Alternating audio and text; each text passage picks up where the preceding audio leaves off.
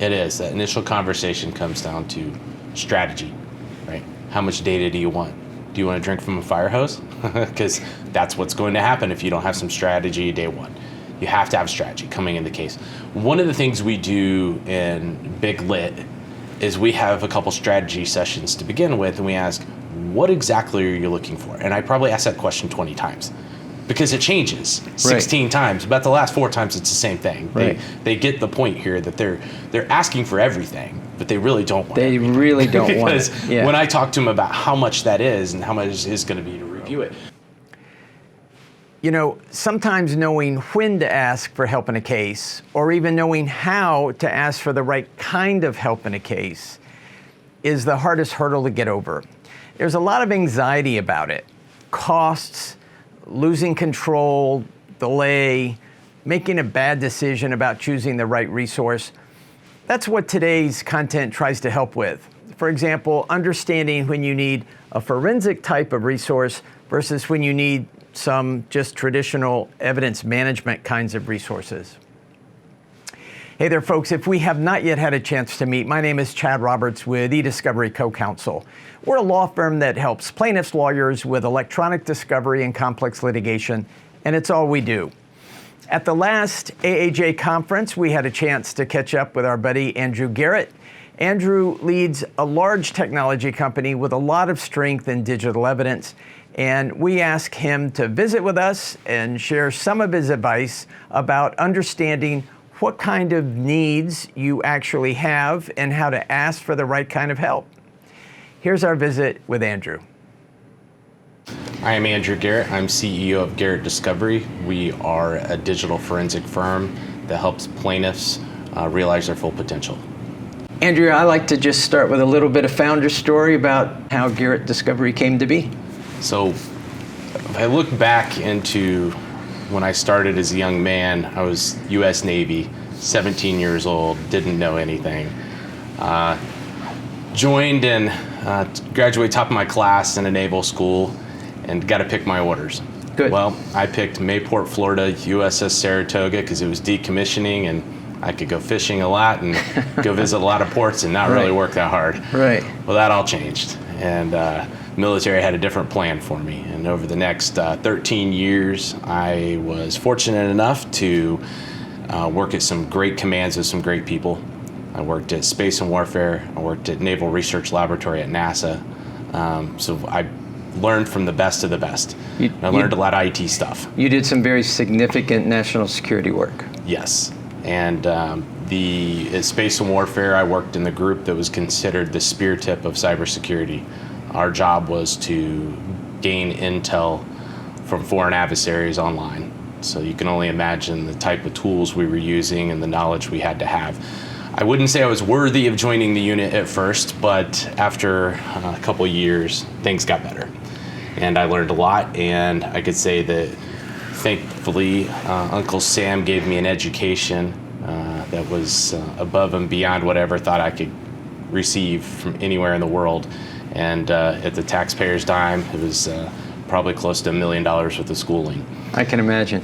One of the things I see is that a lot of the tools that become commercially available today were probably in some black box project of NSA maybe 10 years before. So I think about the analytics, I think about the artificial intelligence, I think about being able to take 10,000 phone conversations and at least identify the likely ones of interest, you know, a very similar challenge that people have in electronic discovery today. So do you see some of that, you know, the way NASA gave us transistors from the moon program, that some of those programs are trickling into the public domain for evidence management and data management? You know, 15 years ago, yes. Today, no. Commercial is way ahead of the military. No way. It's changed. And the reason is because the individuals that designed a lot of the tool sets that we use, and the tools are a dime a dozen, right? It's really the person using the tool that makes a difference. I can give you a hammer and you can either build a build a birdhouse or a house, right? I can live in. There's a much different set of skills that needs to be that you need to have to build a house. So we had a lot of tools in the DoD and our intelligence space that eventually ended up in commercial products. And the reason is the individuals who made them eventually left the military, left the intelligence community, and now they're working in the private sector. Right. And these tools are used for a lot more than what they were being used for before, because now you have things like social media discovery. Well, that's used in campaigns, as we saw the Cambridge Analytical stuff. Right. That changes the landscape for what we do. So you see a lot of tools now commercially available that wasn't available before, but there also is a set of tools that's still reserved for law enforcement only because of the ramifications of if that tool was released to the public. And when I say that, it's because the intellectual property is so proprietary that the law enforcement wants to keep control of it, and they're afraid if it ends up in the commercial market, a foreign adversary will end up with it and start using it. It doesn't mean that it violates your civil rights or anything like that. It just means that it's highly controlled. Interesting. So I got you sidetracked there, but essentially I'm thinking that after your national service, you got out and ultimately created Garrett Discovery. So how did that come about? Well, I had a friend that called me and said, I graduated law school, started working at a firm, and I have this case, and I think this individual stole a bunch of intellectual property. Can you work on this? And I said, well, yeah, I used to do this in the military, but I don't have the tools to do it. Right. So he says, come by, I'll give you a $3,000 check. And this is 15 years ago. And he said, buy your 2 tools you need to do this project. Well, it wasn't 24 hours later, I got a report back to him that he not only stole their intellectual property, he made a deal for about $10.5 million to do so. Wow. And there was an email chain and messages, and he used the company jet to go make the deal with the other company. And they instantly filed an injunction for the company the salesperson went to prohibit them from doing business with anybody on that client list. Right. Well, that client list was about 70% shared between the 2 companies, because if one plant can't make the widget, another plant needs to be in a little bit of production so they can ramp up production in another plant. That's the way it goes. It's like a hot site. Well, that shifted over about $35 million a month in business. So they didn't want to settle the case very quickly. The new company's on their knees begging. They write an absurd amount of money. The law firm gets 40% of it. I worked 24 hours. They ended up with about $4 million. And I says, I'm in the wrong business. I need to be doing more of this type of work. That's a high value proposition. Yes, high value. So I looked at it as it's not only can I provide a service to somebody that has a great benefit in their case, I have to do it in a way that they can understand it. Right. That it's affordable and that has value. And that's some of the core principles we've had since the very beginning. And then from there, I stepped away from doing the consulting for a little bit, and I worked for the U.S. Air Force. I designed and built and trained all of their people in their e-discovery lab. Oh my. And then we worked on the BP oil spill. And then after a couple of years of doing that, I left and went to start my own full-time practice with employees, and it's about a decade ago. And the rest is history. Rest is history. We have offices throughout the United States and one in Nairobi, Kenya. Great. And we do quite a bit of business. So one of the things I like to ask is what do you want folks to know before they pick the phone up and call you, right? So a lot of times people call, I know in our space, there's not a good understanding of the difference between forensics, for example, and then something more closer to the litigation side of evidence management and, that what I call a little more on the right side of the EDRM, perhaps. What do you think of as your sweet spot, and what do you want people to know before they reach out for your services? The best thing for any litigant to do is pick up the phone and just have a conversation. Here's the situation I'm in. Unfortunately, technologists are not very good at packaging their product. We're not very good at selling the product. because it is a technical product. It's like asking an IBM engineer to sell you on the idea of buying a server. Right. It's going to be a long conversation. Right. So sometimes there's no magic checklist of this is what you get 1 through 7 and it's cookie cutter every time and here's the price. And that's difficult because there are some firms that try to package things like that and it usually fails miserably. Talk about the situation, and we have lots of experience, lots of forensic experts have experience on how to deal with different situations. And we have creative strategies. We've been in cases, we've been in the trenches, we get to see the internal guts of what's going on. We've all been to court. I've testified 237 times. Oh, I've been in a lot of courts across America.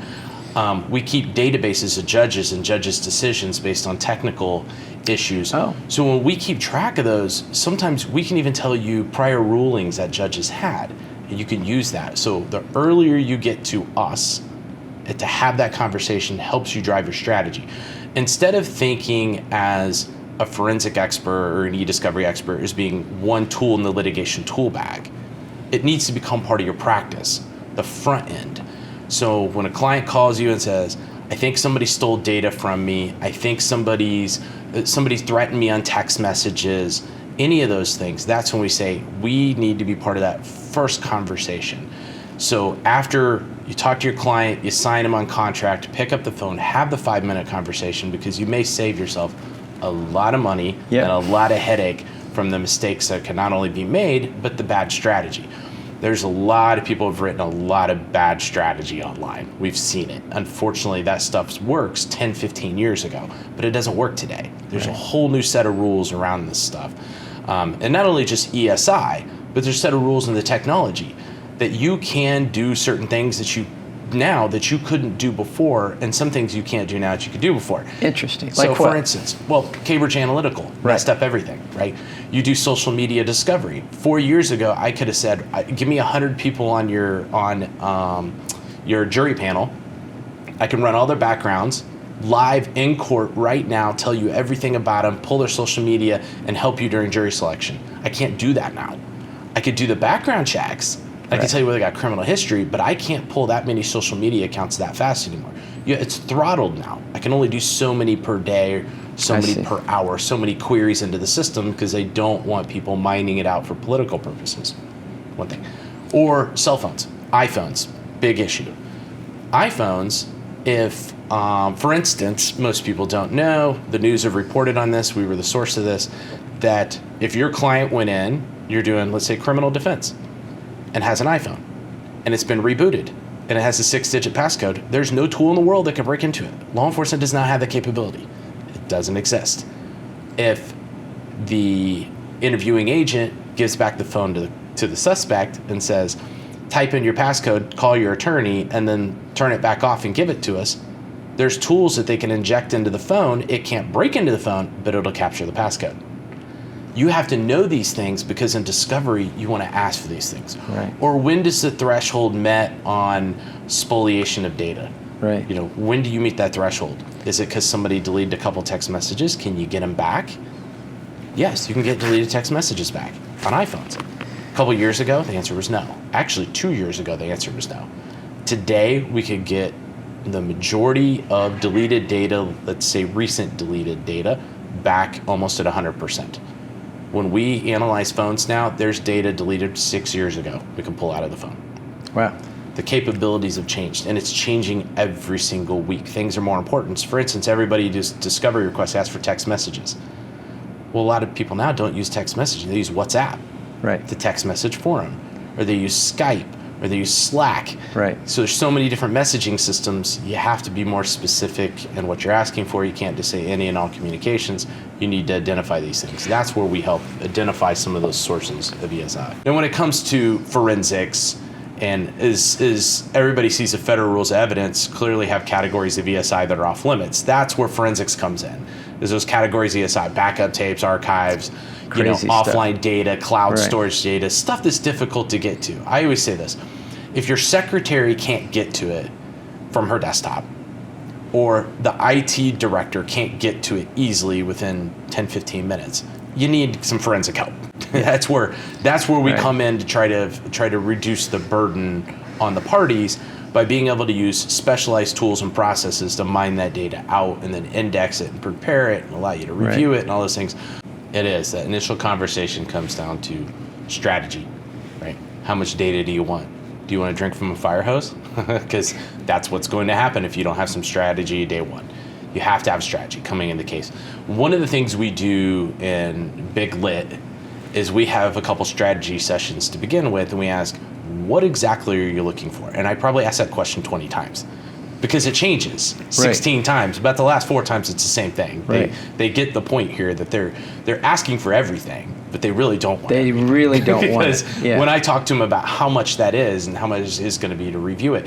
But I think this whole model of charging by the gigabyte, take a look at what you're spending in e-discovery. Take a look at some other solutions. There are plenty of solutions out there that allow you to do it, and you're not by the gigabyte.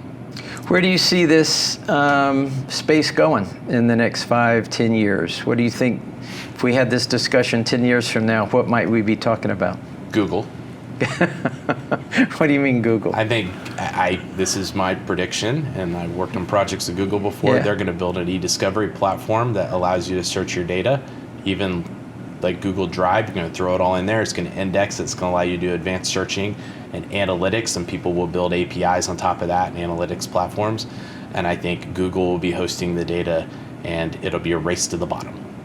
Andrew, how do people get in touch with your shop? What's the best way to get in the pipeline of asking for your help? So we're starting to do advertising and marketing. We haven't done that in 10 years because our phone just kept ringing, which is nice. Right.